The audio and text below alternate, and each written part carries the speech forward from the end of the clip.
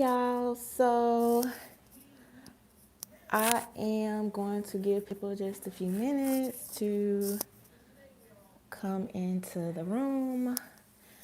I am going live from my phone, and I'm not used to going live from my phone. So just let me know that you guys can actually hear me as you come into the room. Hey y'all, hey Black Introvert, hey Baki, Hama, hey PBPP. Hopefully y'all are having a good Tuesday. And y'all can hear me pretty good, Black Introvert. I know, right, Mel? Yes, I'm gonna be safe. Y'all, let me tell you something. Well before this coronavirus, I am like a huge I'm a huge hand washer. So for years, like I even developed what do you call it? It's like what the kids, those little kids be having. But anyway, I've had that for like a while now. So I'm like a crazy hand washer. But yeah, so we definitely taking safety precautions around here. Y'all give me 1 second. So now I used to going live, y'all, from my phone. And I'm like, how I'm gonna do my articles from my phone, and then I don't want you like to be holding the stuff. Y'all know I can't see that well, and you looking all up my nose and stuff while I'm reading the articles. So like an old-fashioned person that I am, I actually printed my articles. I printed my articles for tonight on paper. But so I'm not gonna be on here long, but hopefully everybody's having a good Tuesday. Hopefully y'all aren't freaking out yet because you are potentially being quarantined, locked in the house. Hey JT Mac. But the struggle is definitely real. People are losing it. Mel said, shout out to the printer. I know, right? But people are definitely losing it. And I think in a lot of ways, in some ways, I think this is, I don't know if I want to use the word good. I don't think that's necessarily the right word. But what I do think is that it's going to open up a lot of people's eyes to honestly, number one, how privileged we are. We are so used to roaming freely. We don't realize some of the rights we have and how quickly the government can actually snatch those from us at any time. You now have the National Guard being deployed in several states that are going to be helping, you know, with this rule of law, order and structure that's going to be going on. And I'm like, I can't even imagine waking up and just seeing the freaking National Guard walking down my street. Whereas when a child, a person, adult or whatever in Iran, Iraq, China, Afghanistan, some of these other places may be used to those things, or it may not be that big of a deal.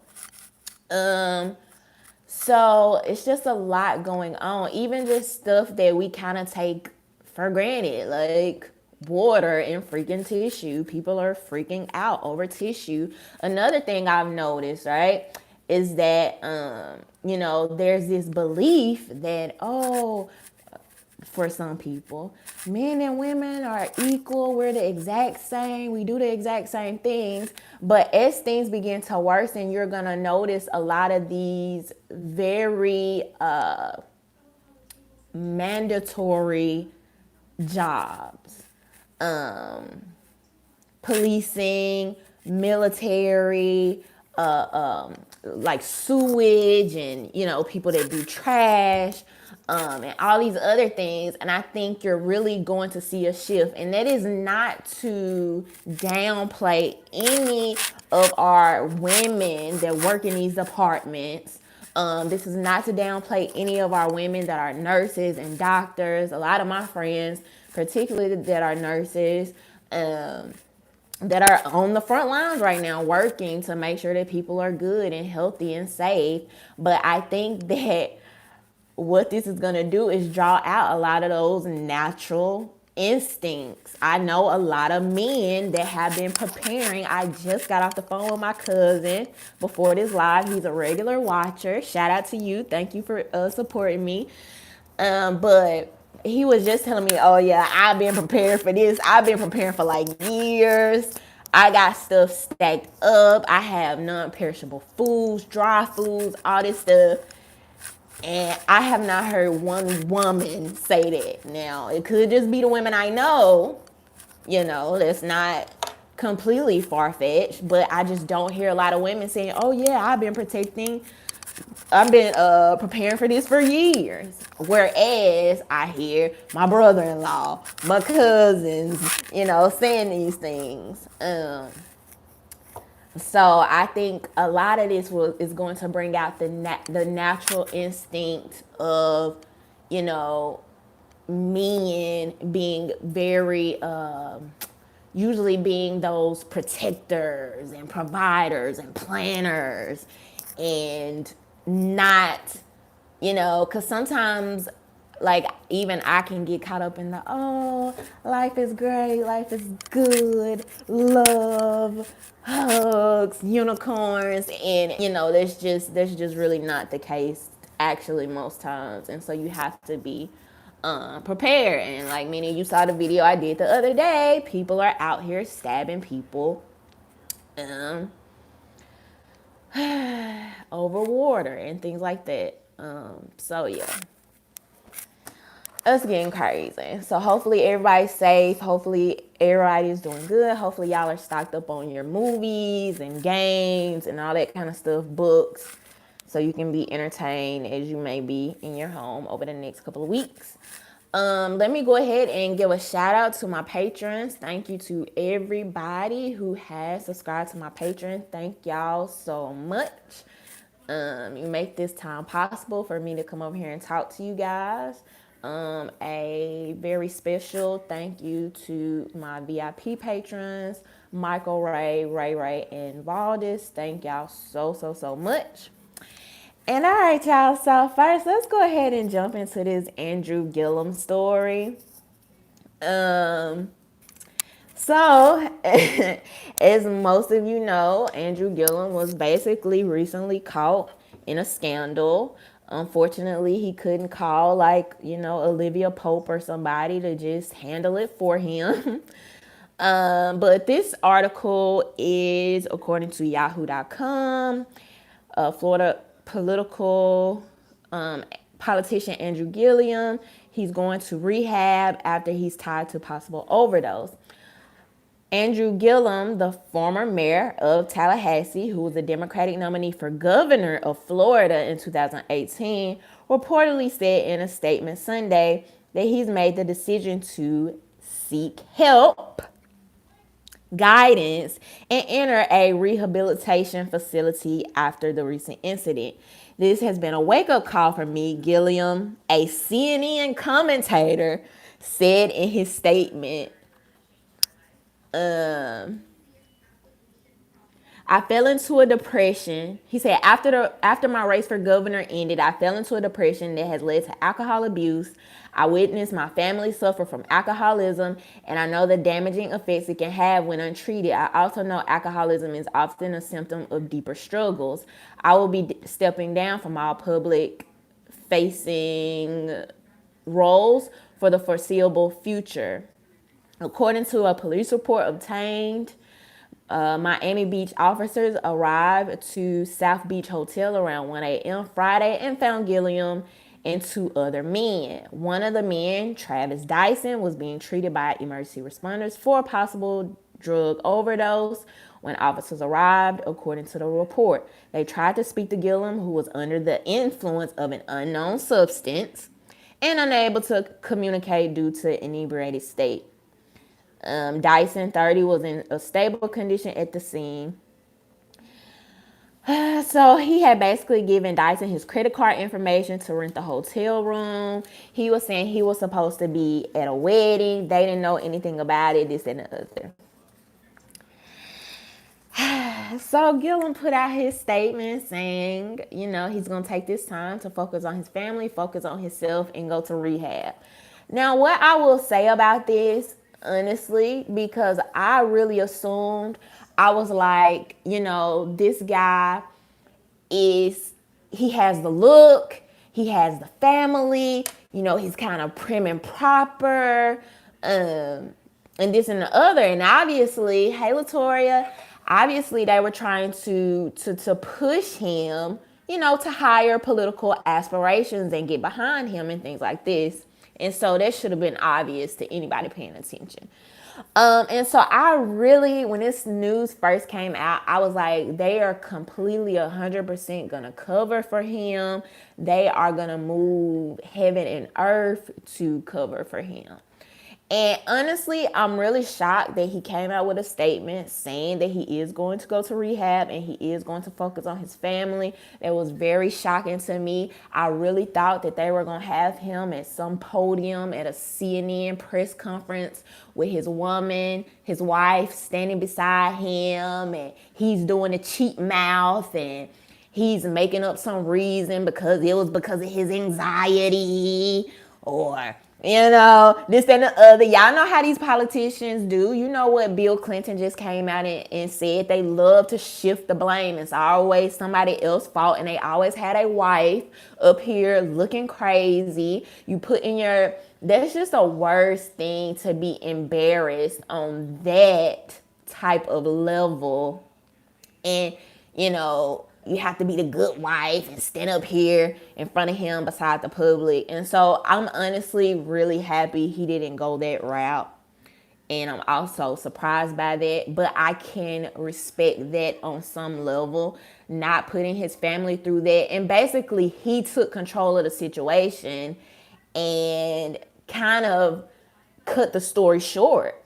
Because now that it's over with. You put out this statement. And, a lot of us can still speculate, oh, that just wasn't alcohol. Like, come on now. So a lot of us can maybe still speculate and things like that. But he pretty much nipped it in the bud. So I can appreciate him taking the route that a lot of politicians just don't have the balls to do. They just don't. I'm gonna just say it like that. Because they just love to push the blame, they lie, or they try to hide it. We've seen it several times. I think we saw that with the Anthony Weiner guy, and you see the same thing with a lot of these entertainers. So yeah, I'm kind of just glad he got in front of it. I feel like that was the best decision, even though he wasn't super forthcoming with all of the details, but I don't think he necessarily had to be. Considering that he was going to step down. He doesn't owe anybody anything further, considering he's stepping down. So I think that was the best decision. Black introvert talking about he was framed. I'm like, that never made sense to me. And the night the story came out, I tweeted and I was like, any guy over the age of 30 plus talking about some he got so drunk, he fell asleep at his friend's house, or this and the other. I said he either an alcoholic or a liar, okay? Because, come on now. At a certain age, like, let's be for real. Let's just be for real. So I already knew he was either going to be an alcoholic or a liar. And based on the information we've been presented, it looks like Gilliam could possibly be a little bit of both in this case. But I mean, hey, a lot of these politicians, a lot of them have skeletons. We see a lot of the people tied to Jeffrey Epstein. We know a lot of these celebrities are very complicit, and even look at Oprah's relationship with Harvey Weinstein, and just some of these people. We can think about R. Kelly. Do we really think like these people don't know what's going on? So just entertainers and politicians, I don't hold them. Hey Levon, I don't hold them to a high standard like that.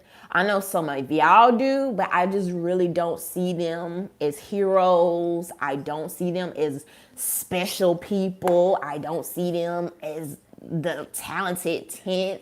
I think they're just regular people who were able to seek a good opportunity, or whatever the case may be, were very creative or whatever that allowed them to be in the position they are. So I just don't think there's anything wrong with that. Pakilo said, I hold no humans to high standard. Avon said Gillum is on the DL. Lord, we ain't gonna get all into that tonight. But all right, y'all. So I think this was today. I don't know if this was today or yesterday, but Trump, Michael Ray said some politicians are the worst of the worst and all are narcissists. I'm so glad you said that. I promise y'all, I think that so many politicians are narcissists. You can even tell in the way that a lot of them present policy, right? Because it's like, oh, let us protect you. Oh, the black community, even with that with those audio tapes that came out of Michael Bloomberg, like, oh, the black community can protect themselves, we have to do it, even if it goes against their Fourth Amendment rights. We have to pat them down and be the ones to keep them safe. A lot of them are narcissists. Even entertainers actually believe in it. They speak on behalf of regular people. I'd be like, you don't speak for me. Even if I agree with you, you don't like speak for me. I just don't. So you're absolutely right about that. But let's talk about this Chinese virus, y'all. So I think this happened today. So President Trump used the term Chinese virus to describe the coronavirus, prompting a backlash. So this is according to CBS News. He used the term Chinese virus to refer to the novel coronavirus on Monday night, despite calls from global health officials to avoid labels associating the disease with a particular nation or ethnic group. His comments drew backlash online. After a briefing about the latest guidelines for dealing with the coronavirus outbreak and the economic fallout, Mr. Trump tweeted about supporting the airline industry as travel restrictions decimate their business. He referred to the coronavirus, which scientists say originated in Wuhan, China, last year as the Chinese virus. The United States will be powerfully supporting those industries like airlines and others that are particularly affected by the Chinese virus. We will be stronger than ever before. China didn't take his words lightly. The country's foreign ministry spokesman said during a daily briefing and that the U.S. should first take care of its own matters. So, of course, Bill de Blasio had something to say about it from New York City. They don't need you fueling more bigotry. The NYPD is investigating several cases of potential hate crimes against Asian Americans in recent days. And Asian Americans across the country have reported experiencing heightened discrimination and bullying. So this just goes on to talk about that, y'all. But let me tell you first of all. So y'all should have seen, so Trump tweeted this, and y'all should have seen all the backlash and all the people mad about him referring to this as a Chinese virus. I never in my life thought that I would see so many people running interference for China. A communist China. I never thought that. All right. First of all, let's start with the fact that up until a couple of weeks ago, all of the commentators, go back and look. I don't have my computer to pull up the videos and show y'all tonight. This information, however, is available on Twitter, on YouTube. You know, we are researchers and thinkers over here. So the information is available. I'm not going to tell you about anything you cannot find online. Hey, Great Black Shark. So not only were several commentators, particularly on CNN, referring to this as a Chinese virus and the Wuhan virus. For some reason, it wasn't racist at that point. Now when Trump says it, all of a sudden it's racist. I never thought, this is the second time that people are taking up for communist China. It was the same way when the statements with LeBron. Oh, we don't know what's going on in China. I don't think Maury was educated on his statements and this, that, and the other. Are y'all kidding me? So y'all are trying to y'all hate Trump so much. Let me just get this straight, right? You hate him so much that you want to take up for the country that failed to close off their borders, to stop flights, so much so doctors were being killed and basically persecuted for ringing the alarm about the very virus we're even sitting here talking about right now. These people are loony. Y'all are ridiculous. Your hypocrisy knows no bounds. China failed miserably. And not to say that America hasn't done so as well. I think some of the quickest things Trump should have done is close the freaking border immediately. Close the border, nobody coming in. Nobody. That should have been one of the first things that happened. So I particularly think that was a failure. That was a dropped ball right there. But already CNN was throwing up this is racist tropes out there. And a lot of times I told you, I think, believe it or not, I think Trump is a populist and he gets so frustrated with the media and he feels like I'm doing this and they can't, it's like nothing I do is right. I personally think, forget them calling you a racist. It's not like they can think at this point you're any more or less racist. Close the freaking border, protect people within the nation. That would have been a problem. So he waited to start doing the travel restrictions. So now you got Americans over here. These people are walking streets with guns, making sure that people adhere to the restrictions during the coronavirus. People are getting dragged out of their homes. And these are the people y'all running interference for. This is who you're taking up for. People that could have really gotten a hold on this very early in the game. But China is very serious about the perception of their country. Very serious. They do not play about that. That's why they was about to cut the NBA off after Daryl Morey's comments from the NBA. They're very serious about their image. And that is why they were hiding information about the coronavirus initially and the impacts of it.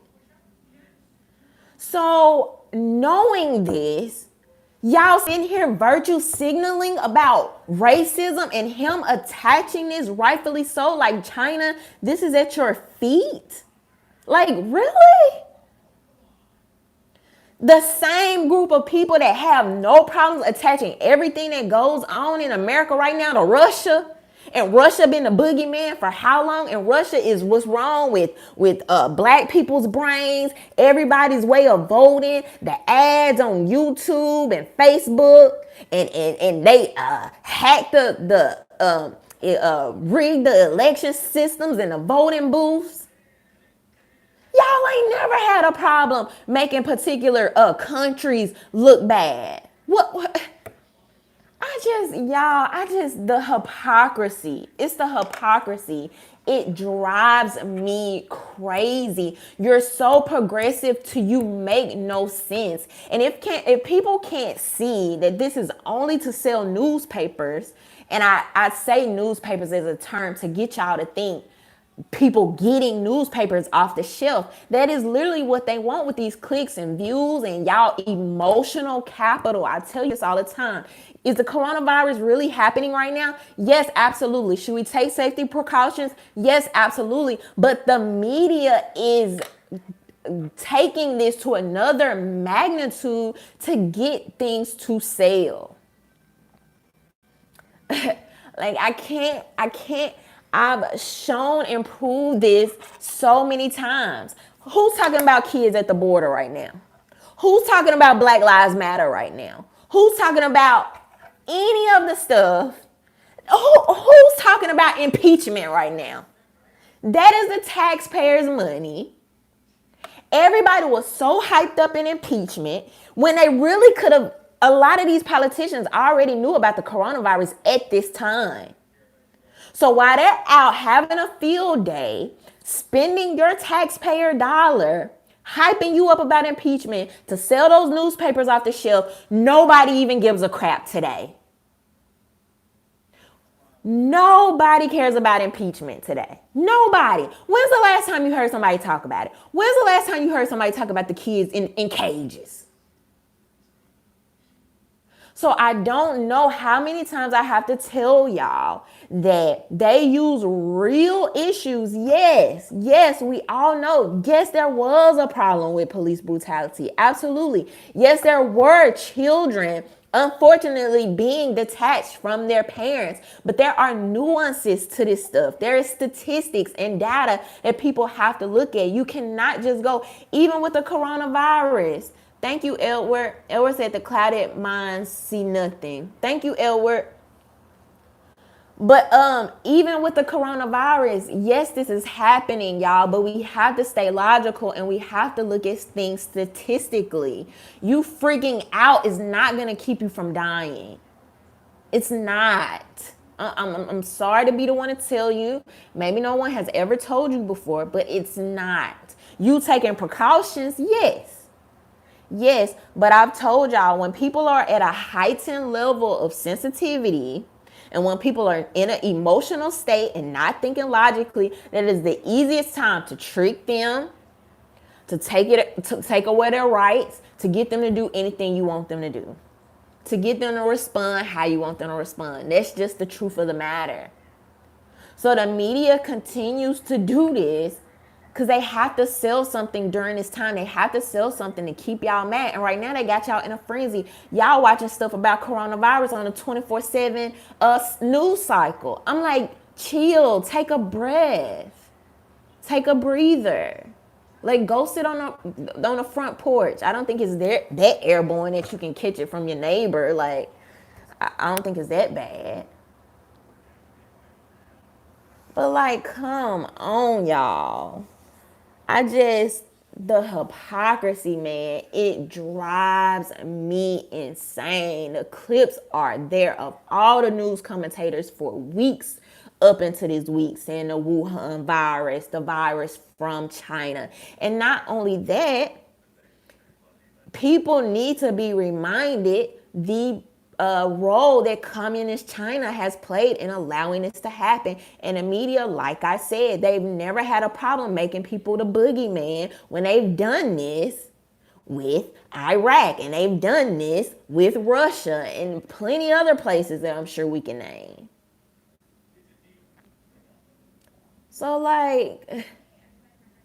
I'm like, get it together. People out here virtue signaling. I'm like, you got these moms out here working 2 and 3 jobs. People trying to figure out how they're going to feed their kids. You have a lot of people that are not prepared, that are not able to get supplies. You got people that can't send their kids to daycare now and things like this. Y'all really think people out here care about if the virus is called the Chinese virus, the yo mama, yo daddy virus, whoever virus? These people trying to figure out how they're going to feed their families, how they're going to keep the lights on, how they're going to pay their bills. And y'all out here virtue signaling. I'm like, get a grip. That is the last thing I care about right now. The last thing. And people can't even manage to stop virtue signaling even in a time like this, even in disaster and destruction. And y'all still out here virtue signaling. You still don't get it. Y'all still don't get it. Like, it's just crazy out here. And then don't, man. Whew, boy. I just don't get it. So hopefully y'all are not those people freaking out. Michael Ray said better have some kind of food in TP. I think they're going to lock everybody down at home. Edward said you can thank me by tweeting me back for quality code. Okay, Edward, thank you. Lavon said everyone is losing their minds. So like when you got it to a point where people willing to like y'all getting in fights over tissue and you willing to stab them with a wine bottle and it's going to get crazier. Yeah, but that's what happens when you send people into hysteria. When you send people into a frenzy, when you're sending people into a panic, y'all, our brains, our minds are very sensitive. Very. Thank you, Chillin' Villain. Our minds are very sensitive. I don't care how strong we try to act like we are, or even how logical we try to act like we are. Many of us are susceptible to programming, particularly this is why I tell y'all all the time, take a break, take a breath, go on a social media fast, go talk to your family, talk to your elders to get a different perspective on history, because we know they do book burning and they lie about history and stuff like that. Sometimes you will talk to your elders about certain subjects and it's totally different from what reads in the history books. So yeah, this is why I tell all of us to in some ways, I guess you can even call that social distancing. Like, get away from these crazy folks from time to time. For real. So, Lavon said this should serve as a lesson to be proactive instead of reactive. That's why preppers and people who try to be self-sufficient. Absolutely. And like I said, before I started this live, I was on the phone with my cousin and he was like, yeah, man, when I was stocking up, buying all this stuff, this and that, people were saying I was crazy. Like, something's wrong with me. I'm paranoid. It's like, no, I've been through enough stuff. I've seen enough stuff. Or heck, I just don't even trust our government, that I'm just prepared for whatever. So yeah, I'm just prepared for whatever. But because of the virus, hey Raymond, because of the virus, y'all, gun sales are already going up. And so you want to make sure that you are prepared and act accordingly. So this is according to timesunion.com. Virus fears fuel spike in sales of guns and ammunition. The world's largest gun store in Metro Atlanta has had lines that are 6 and 8 people deep. A gun store in Los Angeles had lines that stretched down a block. That's surprising. And at least one store in Idaho put limits on sales after its shelves were nearly cleared out. Just as grocery stores have been stripped bare by Americans panicked by coronavirus, guns and ammunition have started flying off the shelves. Retailers say the buying frenzy is being fueled by consumers who are worried that people are becoming so desperate and unpredictable that they need to ensure they can protect themselves. Some of the purchases are made by people buying their very first firearm. Others are existing gun owners adding to their collection or stocking up on ammunition after seeing grocery stores depleted, schools closing, and big events canceled, including the NRA annual meeting. Also potentially driving the sales are concerned that elected officials, I've just been talking to y'all about this, elected officials may try to restrict access to firearms. We already see them putting in executive orders so they can basically be, hey, Gab, so they can basically be their first line of order. They're already doing it. They're already setting these executive orders. So at any moment, it's like we're already prepared. We can turn all of it off at any moment. A mayor in Illinois recently signed an executive order that will give her the right to ban and sell on guns or ammunition, as did the mayor of New Orleans. Now, if y'all remember Katrina, and I don't live that far from Louisiana. I'm not currently like right now in Mississippi, but I live in Mississippi. But some of y'all may not know, but it got crazy. As resources became limited, people go crazy, and you see those natural instincts come out, including survival of the fittest. I was just talking to my cousin, and he was like, yeah, you probably don't remember. He was like, because you were younger. He was like, but I remember Katrina and how people were acting. He was like, I remember a story where one guy shot his sister over a bottle of water. Shot his own sister over a bottle of water. All right. Back to the article. Specific data on the size of the sales spike will not be available until next month, but already this year, background checks are considerably over last year. According to data from the FBI, just over 5.5 million background checks were conducted in January and February combined. Gun sales generally rise in election year, which that's pretty interesting, as they did in 2016. But this past January and February have outpaced 2016 by nearly 350,000. All right. So this one lady in Decatur, Georgia, said she thought for years about purchasing a handgun and decided to finally get one after seeing chaos at her local Costco with long lines and people stockpiling goods. She feels the metro Atlanta area already has a lot of crime, and she's worried that if the economy tanks, crime will rise even more. All right. So this is stuff I've been talking about. If you don't think crime will particularly rise during this time, you just don't have a lot of foresight. That's all I can say about that. But when you think about these kids, these teenagers being out of school, when you think about people being laid off their jobs, when you think about people not having access to resources, this is a natural chain of reaction that is going to happen. It's bound to happen. It's inevitable. Okay? So what people want to do and need to do is be prepared. That is just good common sense. It's good common sense, and nothing is wrong with that. If resources get low enough, yes, people will potentially rob you or commit crime.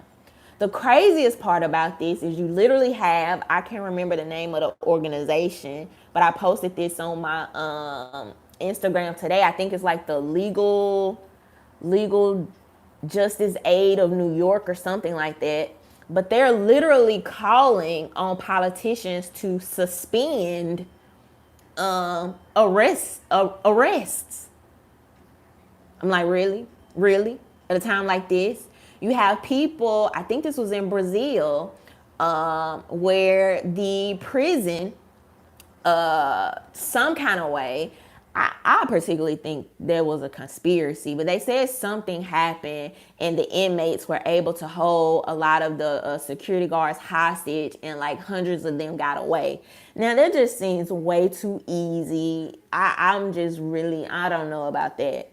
But so over these next couple of weeks, you're going to have people suggesting to these politicians, and then you have to think about these very, very liberal, lax on crime politicians. Now, if you know me and you've been rocking with me for a while, y'all know I am very, very anti-status. I'm very anti-corrupt police officer, anti-corrupt criminal justice system. I'm 100% against that. Y'all know I don't think people should be in jail for nonviolent crimes at the rate that they are. I think it's absurd. I think it's ridiculous. I think it's a money-making scheme. And I think they use people for labor and other things like that in the capital to keep those jails full. However, one thing I do not play about, I do not concede at property crimes and violent crimes. Your butt needs to be in jail. You run up in my spot trying to steal tissue, trying to harm my family, trying to steal water, your butt needs to be in jail. I call the police. They need to answer. They need to come. That's just that. So absolutely, absolutely, if police officers want to take this time to only focus on violent crimes and rape and theft, I'm 100% for that. So I don't think at a time like this, state of emergency, and with the way that the coronavirus is spreading, and we already know the conditions of these jails. I know a lot of y'all may have heard of the recently what was happening with the prison systems in Mississippi and how bad, terribly awful they are. So we know these systems are breeding grounds for just, bad things. However, your first line of duty needs to be to keep us safe. Whether that's freaking, I don't care whether people call it racist, I don't care, whatever else you want to call it. But your first line of duty needs to be to keep people safe. Close the borders, stop, put travel restrictions, and people that are committing violent crimes, property crimes that can possibly get dangerous, end up and be people being killed and things like this, murdered, they need to be away from the general population. That's just that. That's the truth of the matter. I'm not with the just let everybody go. In that place that I posted, they had some conflicting articles, right? Because some of them were saying, let the people go that have parole violations or something like that. But then I read one particular arrest where they said they should stop all arrests. I read one particular article where it said they should stop all arrests. I'm like, are you freaking kidding me? And some of these people, I don't know if they're not forward thinking. I don't know if it's just a big fat joke, or I don't know if they think that they're so progressive that you just would do anything to say you're against the system. Like, no. I've never just tried to get on here and act like crime and violent crime is okay and to just let violent criminals just out without, considering the implications of that. Absolutely not. Y'all know I'm very supportive of even a speedy trial. I talk about that all the time because I think if somebody commits a crime or allegedly commits a crime and you have them in there just sitting in there for years, months, years at a time, no trial, that's slavery. They are holding you against your will. So no, we don't support that. We definitely keep it constitutional. But however, this is just not a free for all. We're not going to use a crisis to make things worse. And one thing with these gun bans, when I did that interview with Cam Edwards, with Cam and Co, he was like, these gun bans are going to affect good people in bad areas. And he was absolutely right about that, because even going back to Katrina, right, as the resources became limited, I don't know if y'all remember during that time, but you had a lot of people that were being raped, okay? Crime increased greatly. And sometimes you just have people that just don't have the access, don't have the resources to be in these better areas. But that doesn't mean they're bad people. Everybody ain't criminals, and so these people deserve at every cost to be able to protect themselves. But if you have any politicians that think like Mike Bloomberg and they're patting people down and taking their guns just for having them, owning them in your possession, and just because you look a certain type way, and we feel like we're so narcissistic, we have to protect you, you're black, we have to protect you from yourself. When have criminals started following laws and executive orders? Tell me that, first of all. So who are these things gonna hurt? They're going to hurt good people in bad areas. And it's just really unfortunate. But yes, I'm really hoping maybe like in the next couple of weeks or so, this will blow over. That's what I'm hoping. I can't really say for sure. That is not what the politicians and the medical professionals seem to be projecting. However, it is my hope that these things will blow over, and I don't know, the next big story will come up. But in the meantime, if things worsen, if and when they do, yes, there will be an uptick in crime. And the first thing y'all are gonna do, especially if people like this little NYC legal, I think their name is NYC Legal Aid, if they have their way, if you're calling the police and saying something is happening and the police don't see it as threatening or that big of a deal, or they put a halt on arrest, this will be the first time that people will clearly see that it's always been about protecting yourself. Always.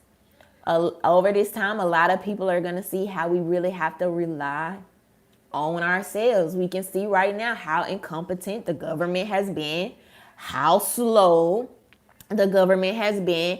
And yes, there's some nuances to that, right? Because first of all, this is I'm gonna say this for this, but a new unforeseen virus, so obviously they have to depend on the private sector a lot and things like that. But hopefully this will open up people's eyes to really the government. I mean, they just spend your money to incentivize the private sector. That's what they do. I saw somebody on Twitter the other day. He was blasting Ben Carson because he's like, you work for the government and the first thing you do is get on the podium and thank the private sector. I'm like, yeah, that doesn't sound too far-fetched or crazy to me. Who do y'all think is making the vaccines? Who do you think creates jobs? The government doesn't create crap. The government doesn't do anything but destroy and wreak havoc. That's like 90% of what they do, literally. Everything else comes from the private sector, and it's incentivized through your taxes, your money. The government incentivizes Amazon and Walmart to create jobs. They incentivize these groups, these laboratories and these college laboratories to create vaccines, to do all this different research and stuff like that. It's not somebody most times directly working for the government. And so we have to keep that in mind. The private sector is going to be very important going forward. One thug said toxic experimental vaccines. But Ellis said the corporate backers of government officials are the puppeteers of this crisis. I can 100% believe it. I can 100% believe it. And then you got Bill Gates dropping down from his company, his position. I'm like, interesting timing, with some of the things we've heard him say. And we know the work he's done for eugenics. I'm just going to call it what it is. He said out of his own mouth how we could stifle or dwindle the population with vaccinations being one. So yeah, y'all just be careful during this time. Don't bombard yourself with too much news.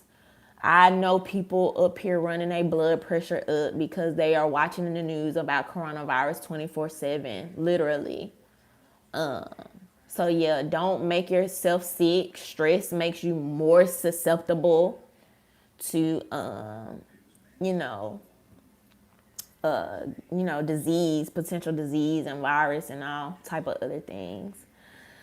But all right, y'all. So I'm gonna go ahead and hop off here. Thank y'all for rocking with me tonight. We're gonna keep this live for tonight a little short, but I did want to just, touch on some of the things that I've been thinking over. for the last couple of days. So thank y'all for rocking with me every Tuesday. I want to thank again my patrons. Thank y'all so much. My Patreon link is in my bio if you would like to become a member of my Patreon and help support my channel. Also, thank you to my VIP patrons, Ray, Michael Ray, and Valdez. And all right, y'all have a good night.